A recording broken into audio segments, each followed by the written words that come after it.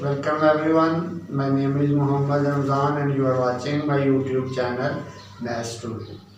Students, our today's lecture is from group theory and the topic is P group and a theorem related to P group.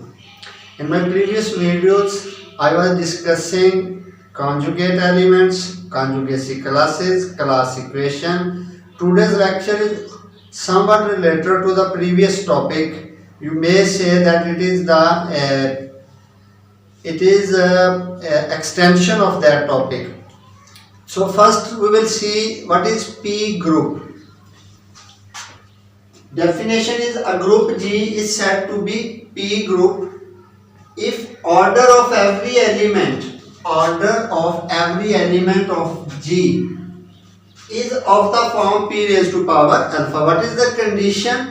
That a group G is called P group if every element of G have order as some power of P raised to power alpha for some fixed number P. मतलब इसका क्या हुआ कि ये हमेशा इस तरह होगा कि जिसमें आपके पास ग्रुप के हर एलिमेंट का ऑर्डर जो है वो किसी फिक्स नंबर की पावर में लिखा जाएगा. फॉर एग्जांपल मैं फाइनाइट पी ग्रुप ले लेता हूं. पहले finite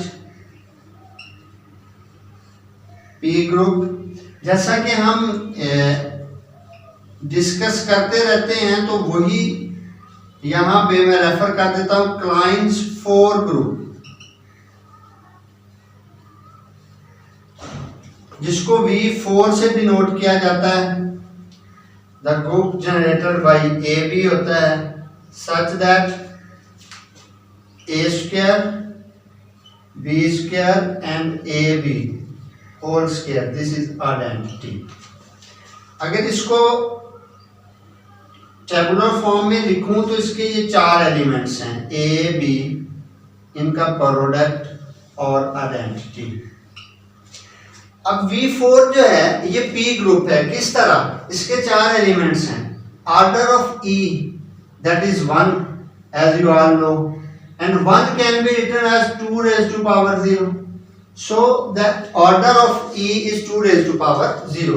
Order of A is 2 and order of A is 2 raised to power 1, we may say. Similarly, order of B, that is also 2, or it is 2 raised to power 1, and order of AB, which is 2 also, and order of AB I can say is 2 raised to power 1. So all the 4 elements of this group, identity A, B and the product AB, all can the order of all 4 elements can be written as 2 raised to power something. As the order of E is 2 raised to power 0, order of A is 2 raised to power 1, B is 2 raised to power 1, and similarly the order of AB is 2 raised to power 1. So I may say that in this case this group is a P group with P is equal to 2. इस तरह हम कह सकते हैं कि V4 जो है ये P ग्रुप है और यहाँ पे P में किसके इक्वल ले रहा हूं? 2 के इक्वल ले रहा हूं.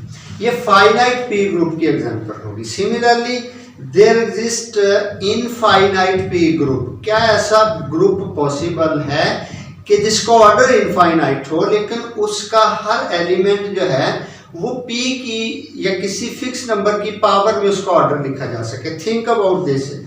Infinite P group, infinite P group. You will search for the example of infinite P group and you will send it to me. मैं आपको नेक्स्ट वीडियो में या जैसे आप लोग इस पे थोड़ा वर्क करेंगे तब बताऊंगा कि इनफाइनाइट P ग्रुप कौन सा है और कितने हो सकते हैं. So P group again, what is P group? All of whose elements have the order as P raised to power alpha will be the fixed number and alpha will vary. यहाँ पे अल्फा जैसे 0 हो गया, 1 हो गया, 1 हो गया, ये हो गया. अब नेक्स्ट जो है थोड़े से मैं इसको अगर रिवाइज कर दूं, जो कंसेप्ट है वो कॉन्जुगेट एलिमेंट का यूज होना है नेक्स्ट थ्योरम में। एक तो पी ग्रुप और दूसरा कॉन्जुगेट एलिमेंट। सो क्विकली मैं ब्रीफ करता हूं कि कॉन्जुगेट एलिमेंट हमने क्या पढ़ा था। हमने पढ़ा हुआ है कि जी ए ग्रुप है, दो एलिमेंट्स हैं ए बी। अगर g a g inverse is equal to b, या यहां पे आप बी रख लें, इधर ए रख लें, हमने देखा था इससे कोई फर्क नहीं पड़ता। Then a is conjugate to b और b is conjugate to a. What does this equation says? Can I write it g a is equal to b into g, g inverse if I multiplied g on both sides, then ga is equal to bg. This means that conjugate element can also be written as ga is equal to bg. This element will be changed in conjugate elements. If a element a is such that ga g inverse is equal to a, then we say a is self conjugate. What does it mean? It means self conjugate element. So ga g inverse is equal to a is a self conjugate element. So if I multiply g or g inverse on the right hand side will be written as g. So ga is equal to ag. Look at these two relations. Ga is equal to bg, then a and b are conjugate element. If a is self conjugate, then ga is equal to ag. This equation says that a belongs to, for all g belongs to g, and this is also the definition of center of group. Center of group contains those elements which commute with every other element of g. If you remember, what is the center of group? We say that center of group, which may be written as CG, contains those elements of G such that Gx is equal to Xd for all x, which commute for all other elements of that group. Then that portion of group forms the center of that group. So look at this. G is equal to ag, then I say a belongs to center of group. So every element which is self conjugate, I can say that is the element of that center of that group. Next theorem is about p group, self conjugate group and center of a group. So I have explained these three terminologies before going to that theorem. Let's see what's the statement of that theorem. Next is an important theorem relating two concepts, p group and center of group. Let's see the statement of the theorem. It says center of finite p group is non-trivial. So center of group, as I have explained you what is meant by the center of group. This group will be p group. If it is p group, then its center will always be non-trivial. I hope you are well aware of the concept of trivial and non-trivial. Non-trivial means it has elements other than identity too. So center of finite p group is non-trivial. This is the statement of this theorem. Let G be a finite p group having order p raised to power alpha. If G is p group, then each element of p have order as p raised to power something, and also G has order as p raised to power alpha. Remember this, note this. Then R be the possible conjugacy classes of G having orders. As in my previous lectures I have explained to you that each and every group can be written as a class equation. Its order can be written as a class equation, and if G is a group, then there may be having the order of G is p raised to power alpha. it doesn't mean that the number of conjugacy classes is also p raised to power alpha. As we have seen in our in previous lectures, that it may vary. So let's suppose that conjugacy classes in G are R in number. It means that R be the possible conjugacy classes of G. We are supposing this, that the conjugacy classes of G are R in number. Then each conjugacy class have some order. Suppose the first conjugacy class, which is C1, has order M1. Second conjugacy class, which is C2, having order M2. Similarly, C3 having M3, and C are the last, having order MR. Then by class equation, order of a group is the sum of the order of conjugacy classes. What I am saying? Order of a group is the sum of the orders of conjugacy classes. This is the class equation. So order of G is equal to order of C1 plus order of C2 plus order of third conjugacy class plus order of CR, so on. The order of C1 we have supposed M1, C2 is M2, C3 is M3, and CR is MR. So this becomes equation number 1, which is called the class equation of G. Since each Mi divides p raised to power alpha, then it must be of the form of p raised to power something. Since each Mi divides p raised to power alpha, so each Mi is of the form of p raised to power alpha I. Note this subscription, p raised to power alpha I, not p raised to power alpha, because p raised to power alpha we have supposed the order of G. So p raised to power alpha I are the orders of the conjugacy classes. So I replace this.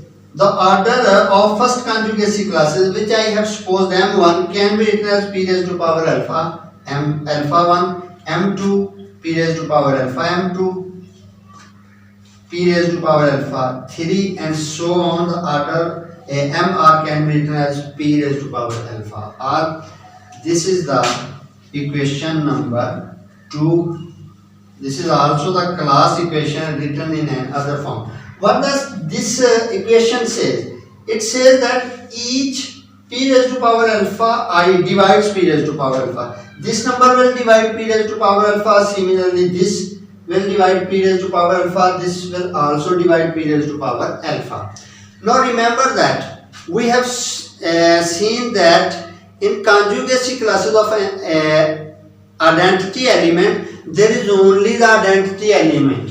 Conjugacy class of every identity element contains only that element. So what I am saying that the order of conjugacy class generated by identity is 1.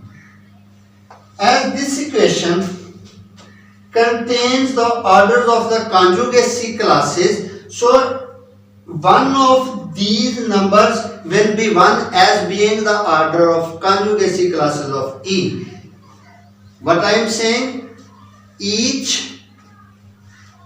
each group, the order of the conjugacy class is always 1. So as this equation contains also the conjugacy class of E, so one of these numbers is 1. These are the same, so any one of these will be 1. So I can write p raised to power alpha is equal to, suppose p raised to power alpha 1 is the order of the conjugacy class generated by identity, then this is 1. Next equation can be,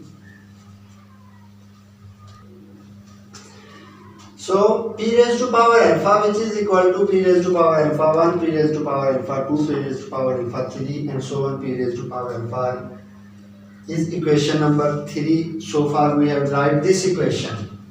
Since these conjugacy class of the identity element have order 1, so at least then this equation shows that any one of p raised to power alpha I must be 1.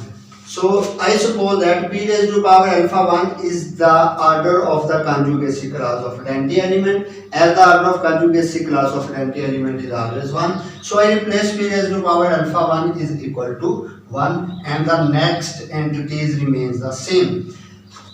If these numbers are drawn towards the left hand side, then 1 is equal to p raised to power alpha minus these all numbers.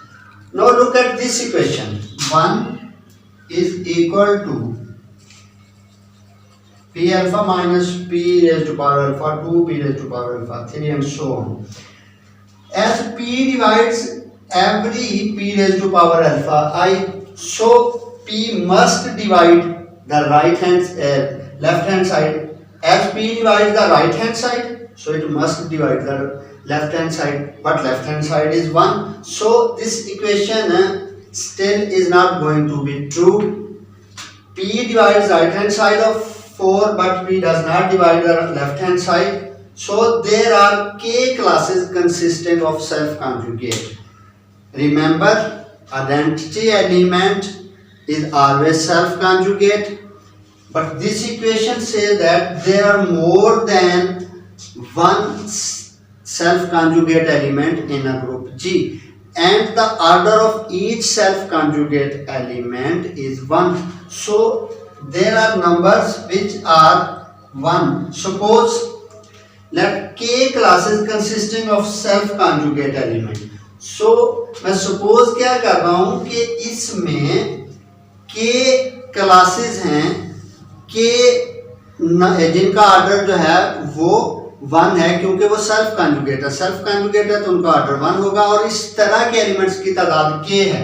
So look at this equation. मैं इसमें k numbers को 1 से replace कर दूंगा.